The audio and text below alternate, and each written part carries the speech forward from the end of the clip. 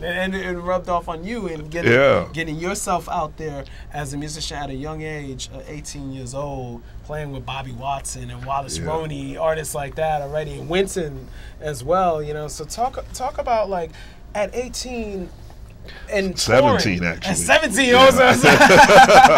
Like, at 17 and touring with these great musicians, like, how did it help you mature really fast? Well, I had no choice. You have to mature being around those guys. I think meeting Wynton Marsalis was a pivotal moment in my teen years, because I met Wynton in 1986, and this was just on the heels of Black Codes from the Underground coming out, and which to me is it's a seminal album in jazz history. I mean, I know what it, you know what I mean? I know what it did for me when I first heard it, you know. And I think what Wynton stood for, at least as far as my generation is concerned, is that in 1986 you had Prince, you had Michael Jackson, you had Boy George, you had Madonna, you had Cyndi Lauper, you had all of these people who in pop culture who were very successful, very influential, kind of ruling what the youth was listening to at that time. Then you had Wynton, who was the antithesis of that.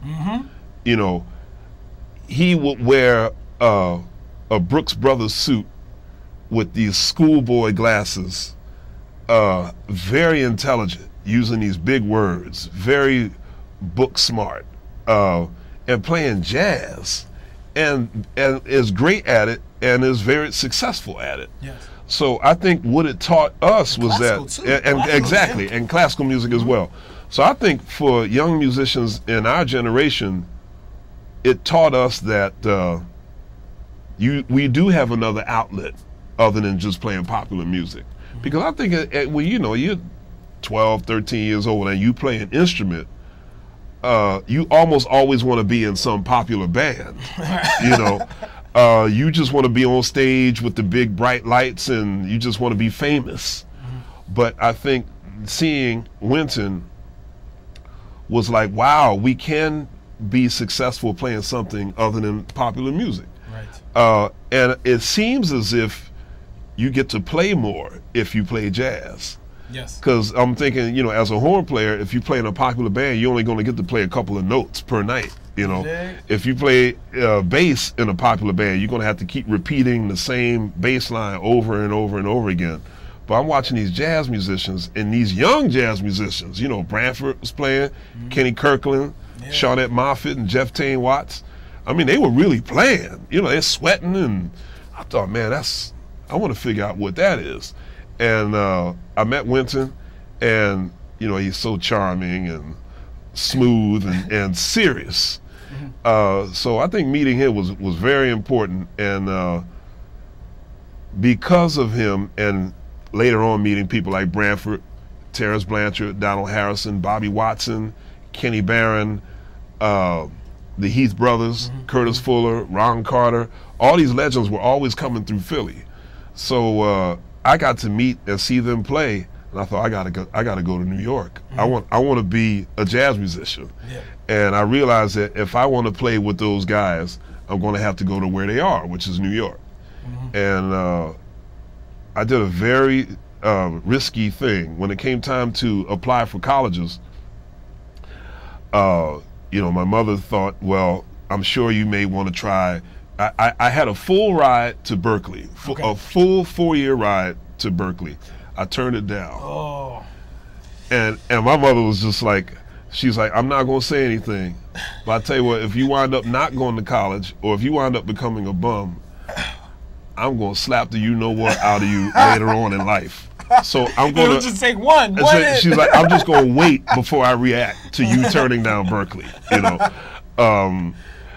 I got a ride to Carnegie Mellon University in Pittsburgh. I said, I don't want to go to Pittsburgh. I go to New York. So I only applied to Manhattan School of Music, Juilliard, and the New School. And I thought, I just got to get into one of those 3 schools. I just got to get to New York. now I guess I can fully admit I wasn't really interested in going to college. I just wanted to be in New York. That's right. So Manhattan School of Music accepted me, and the New School accepted me. I thought, well, let me just wait to see what Juilliard says. I would like to go to Juilliard because the way I was thinking was that I'll get my classical training at school, and then I'll go to the jam session at night and learn jazz, you know. So I got accepted to Juilliard, and I wound up going there for 1 year, but I wound up working with Bobby Watson's band probably the second week of school. And I somehow stumbled through my one and only year at Juilliard, and it was great. I was getting all this information from, it was like sensory overload, because I'm playing with Bobby, then I'm studying with Homer Mensch at Juilliard, and then I'm shedding with Benny Green. Then I go play under Otto Werner Mueller with the symphony at Juilliard, and then I go I will go to jam session with Roy Hargrove. So it's just like all this information it was a great period. Wow, yes indeed, and that's where that's when the young lions are starting to emerge, and, you know, like cats that were starting to get that exposure, starting to get record deals at 19, 20, 21 to bring young audiences to the music. Talk about like all of those guys that you play with are still they have their own prolific voice in this music. So talk about how beautiful it is that all of you have grown up together and been able to have great careers. Well, you know, I was just telling someone about this the other night, but Roy Hargrove is my spiritual brother for life. He moved to New York maybe 6 months after I did, but even before he moved to New York, he was going to Berkeley. But even before he moved to New York, he had already been on the road with Art Blakey's All-Star Big Band. He had been playing in Bobby Watson's band before I did. So I always thought of him as being well seasoned and already a star, you know, even by the time he first moved to New York. But all my running buddies, when I first came to town, Antonio Hart, Eric Reed, Greg Hutchinson, Mark Whitfield, Abraham Burton, Eric McPherson, Spike Wilner, well, Carl, he's sorry, Carl, but he's old. I'll make sure. Yeah, I know he can see it. See, Carl's the generation before me. Oh, okay. So, wow. You know, I always thought of Carl as part of our Big Brother generation, and our Big Brother generation was Wynton and Branford and Terrence and Donald and Mulgrew Miller and Kenny Kirkland and Jeff Tane Watts and Carl and Lonnie Plaxico. But yeah, my generation, you know, Dwayne Burno, Troy Davis, great drummer. Yeah. Down in New Orleans now. He's in New Orleans now, yeah. So, I mean, we were the cats, like, in New York thinking, you know, man, we got to get out here and figure out how this works. You know, Stephen Scott, you know.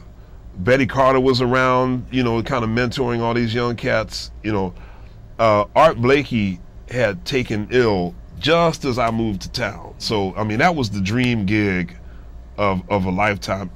All of us wanted to play with Art Blakey. As fate would have it, he passed away about a year after I moved to town. But there was always some older cats checking us out thoroughly to make sure we did the right thing. And what I find, I don't know if this is the case, but sometimes what I feel is that from the younger musicians that are coming on the scene now, particularly Hargrove and myself, we went out of our way to try to get our behinds kicked by some of the older cats. We tried to get in the situations where we would be embarrassed, so we could become better musicians. You know, we would go to Bradley's and George Coleman and Larry Willis and Rufus Reed or somebody would be down there playing, and they would ask us, you know, something crazy like that, or it might as well be spring in F sharp in 5, you know, and then they get mad at you if you couldn't do it. You know, like, well, come on, young boy, what's the problem?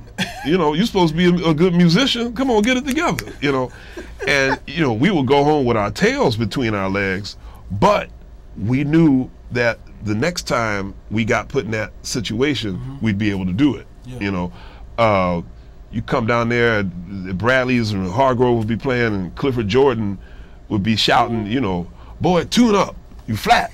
You know, those old cats, you know, they weren't very fuzzy and warm when it came to telling you what you had to do. And we appreciated that, you know. And Betty Carter, oh, rest of soul, Betty was hard, boy.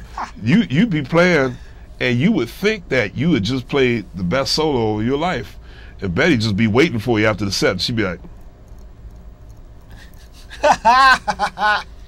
"What were you up there doing? What was that? Huh? What do you mean? I didn't like the way you played. You got to share." Like, Dad, they are cold, you know. So, but it certainly made us better. It made us better. And sometimes I wonder that if a lot of young musicians coming on the scene now are really actively seeking those opportunities to get their behinds kicked and get reminded of how much they need to learn before they can earn their first stripe as being a really great musician. Right. You know, because everybody wants to play their own music, and there's nothing wrong with that. There's absolutely nothing wrong with that. All musicians want to play their own music. Train wanted to play his own music. Miles wanted to play his own music. Duke Ellington always played his own music. So there's nothing wrong with that. But I think there has to be some kind of balance, particularly in this day and age. You need to play, or I feel you should play something other than just your own music to really help build your true sense of musicianship. Because you know, everybody can play their own music, but can you play someone else's music too? That's right. You know, so an interpretation. Exactly right. So you know, I'm watching you. You know what I mean? I've known you for how long now? Wow, since '99. We met at the Kennedy Center. That's right. '99. And then you know, hearing you play for the first time when we did the. What's the organization you brought me in on? That's right, because I didn't really solo when we played together. No, but I heard you. At the Council for Unity. Council for Unity. That's right. That's right. Because you were you played, I think, before I got there. You were playing in a little. The cocktail hour. Yeah, and I heard you. I was like, oh, okay, right on. And then I remember talking to Chris White about you. Yes, you know, yes, indeed. And you know, you do it the right way. Thank you. You know, and now you got this happening. So you know, you just a Renaissance brother. Oh man.